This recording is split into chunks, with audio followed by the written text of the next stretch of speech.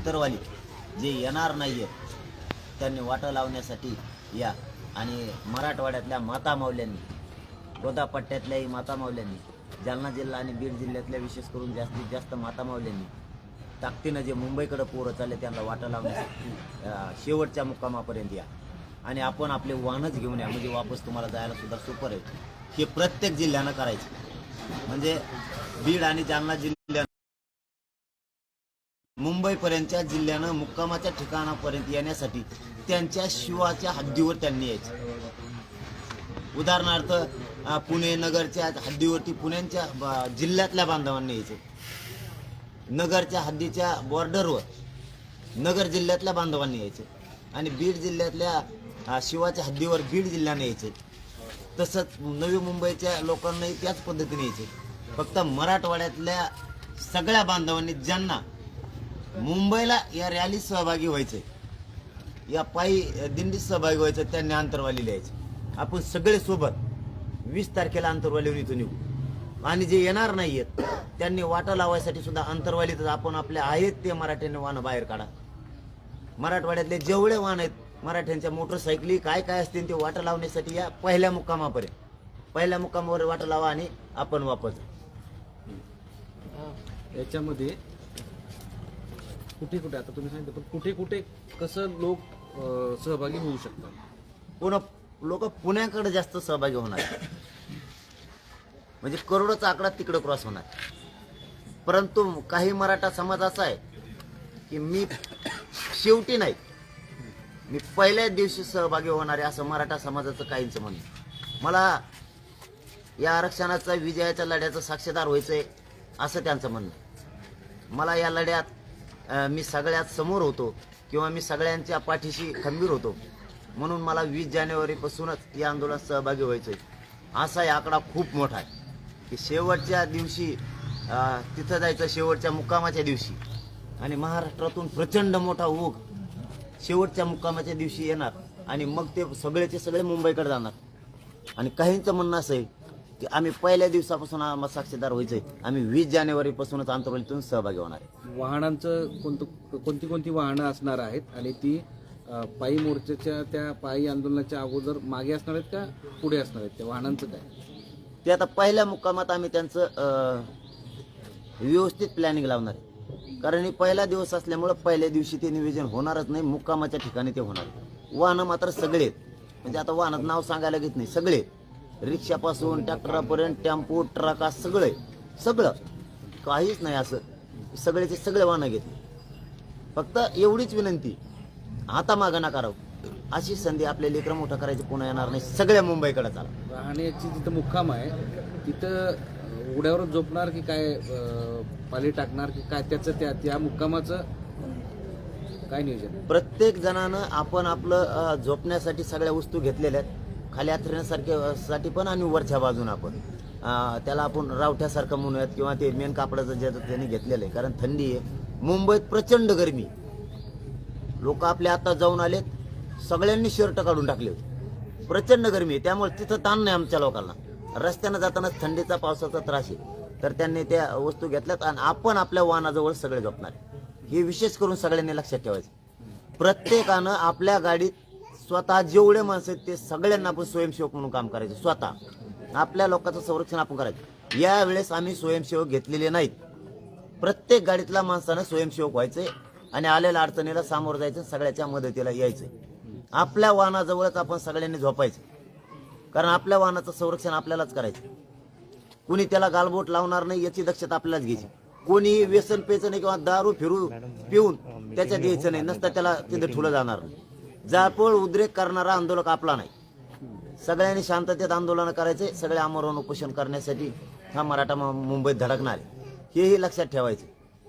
जर कुणाला उशीर झाला, कोणाची गाडी पंक्चर झाली, कोणाचं डिझेल नाही भेटलं म्हणून मागं थांबला, त्याने गडबडच नाही करायची, निवांत थांबायचं. त्याने त्याच्या गाडीचं सगळं व्यवस्थित काम करायचं आणि मागून यायचं. लोक पुढे गेले मग धावपळ, अजिबात धावपळ नाही. एका लाईनीत सगळ्यांना राहायचं. शेवटच्या टोकाचा माणूस सुद्धा आंदोलनात सहभागी 100%. तुमचं श्रेय मराठा समाज कधीच विसरणार नाही. तुम्ही पुढच्या कडीला आहेत का मागच्या कडीला आहेत, कोणाला नेता फेता काही बनायचं नाही, इथं जातीला मोठं करायचं. आणि मराठ्यांनी ते हौशी बंद करा. तुमच्या स्वार्थासाठी आणि तुमच्या प्रसिद्धीसाठी आणि तुमच्या मोठेपणासाठी जर कोणाला असं होत असेल तर त्यांनी शांत राहावं.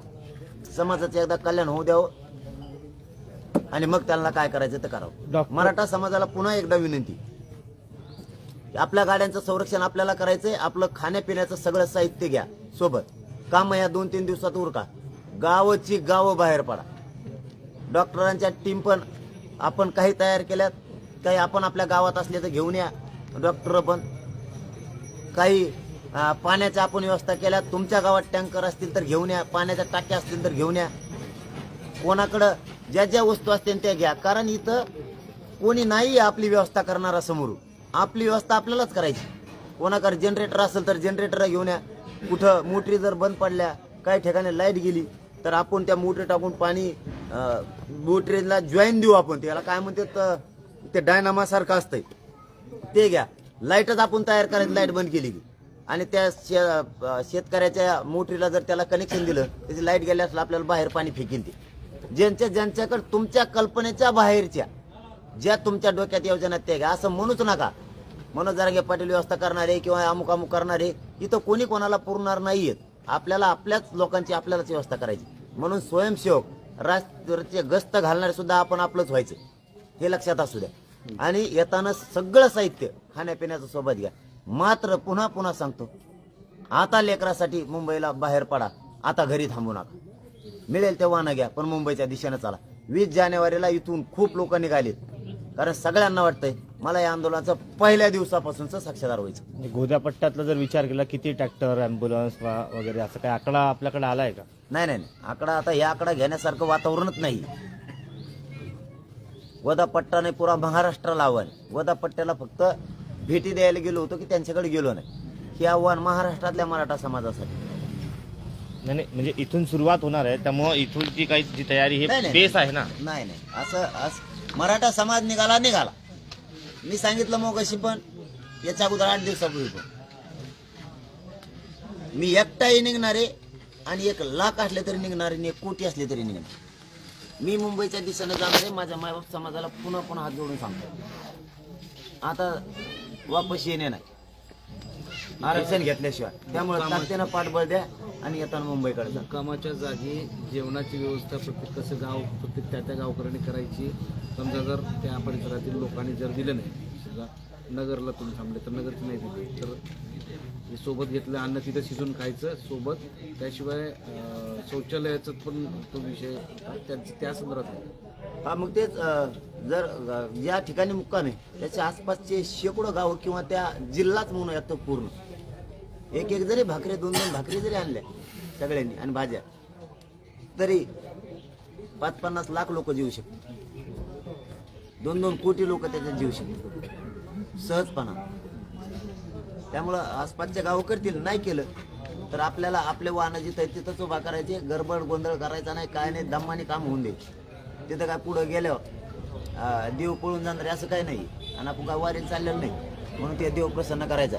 रोज 12 उस्तर चालायचं. गाड्यात बसले की चालले मुक्कामात ठिकाणी. आपल्याला आरक्षणाची लढाई जिंकायची. म्हणून तिथं व्यवस्था होतील. नाही झालं तर आपण आपलं जेवण बनवायचं आणि जेवायचं. दादा मला सांगा की तुम्ही दिवसभरामध्ये किती किलोमीटर पायी चालणार आहात आणि तुम्ही सरकारकडे या आंदोलनाची परवानगी मागितली होती. ती परवानगी अद्याप तुम्हाला मिळाली आहे का मिळाली नाही? आणि अजून एक त्याला जोडून एक प्रश्न होता की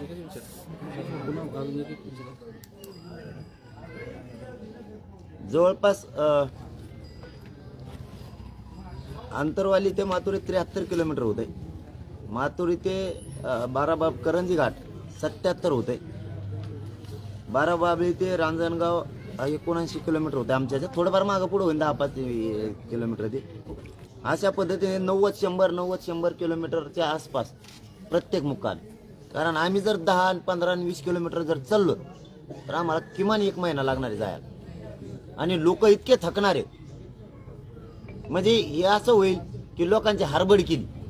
इथून नेले तिथून येऊन ऍडमिट केली आणि मग आरक्षणात लढायची कशी. त्यामुळे असं डोक्यात आलं सरकारला वेळ द्यायचा नाही आणि आपण जायला दमलो नाही पाहिजे. आता जर 20 किलोमीटरचा टप्पा टाकला तर ते 600, 550, 600 भरत. 1 महिना कंप्लीट लागणार आहे. 1 महिन्यात आमच्या भाकरी संपत्या आणि पिठ संपते इकडंच.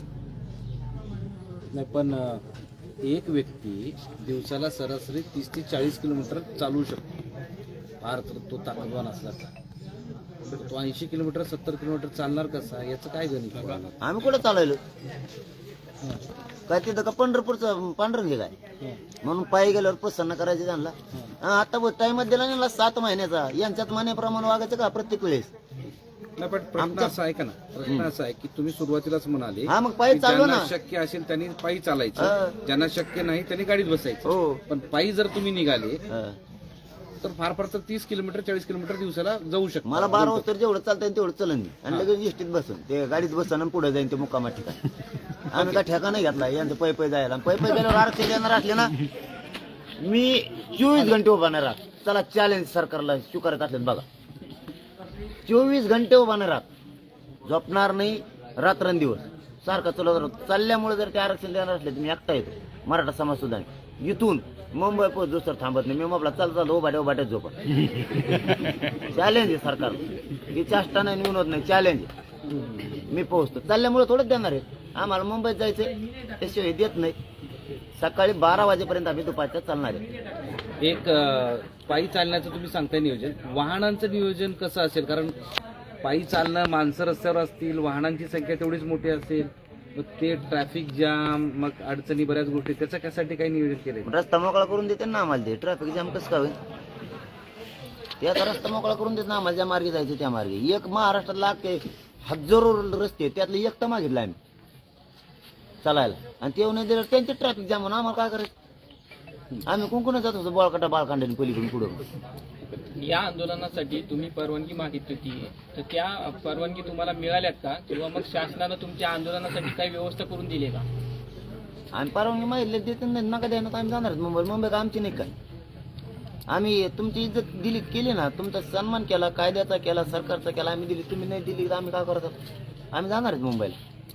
तुम्हाला देऊ नका म्हणलो का आम्ही दिला त्यांचं काम आहे ना. त्याने असं मानलं पाहिजे तर आम्हाला दिलंच नाही, मग ठीक होत. आम्ही दिले, तुम्ही द्यायचं नाही, तुम्ही तुमचं ठरवा. अजून उत्तर नाही आलं ना तुम्हाला? उत्तर नाही आलं तर ते चर्चेचाच खटला आलाय मला. सकाळीच एक चर्चा झाली. तुम्ही ज्या मार्गातून चंदननगर खराडी बायपासवरून निघणार आहेत तर पुढचा सगळा पुणे शहराचा भाग आहे आणि पुढे एक्सप्रेस हायवे आहे, जिथं पायी चालण्यामध्ये किंवा मोटरसायकलला जाण्यासाठी परवानगी मिळत नाही. तर तिथं परवानगी घेणं अपेक्षित आहे, कारण ते जर रस्ता बंद झाला तर मुंबई पुणे ही जी लाईफलाईन आहे ती पूर्ण क्लोज होऊन जाईल. नाही कस काय माणसा जायला रस्ता नाही? माणसा जायला कस काय रस्ता नाही? वाहन जाते एवढं मोठं, आम्ही का वाहनापेक्षा टप्पू आहे काय? कस काय जायला नाही? आम्ही जाणार आहे दाबा. आम्ही वाघोली येरवाडा मार्गे पुण्यातून वाघोली येरवाडा मार्गे औंड गावातून जगताप डेअरी डांगे चौका मार्गे पिंपरी नाही चिंचवड, डांगे चौकातून चिंचवड, देव फाटा, देव रोड, तळेगाव, वडगाव मावळ, कालीभजर आणि मुक्कामाला लोणावळ्याला. म्हणजे आम्ही पुण्यात 2 दिवस आहेत. आम्हाला पुन्हा बघायचं.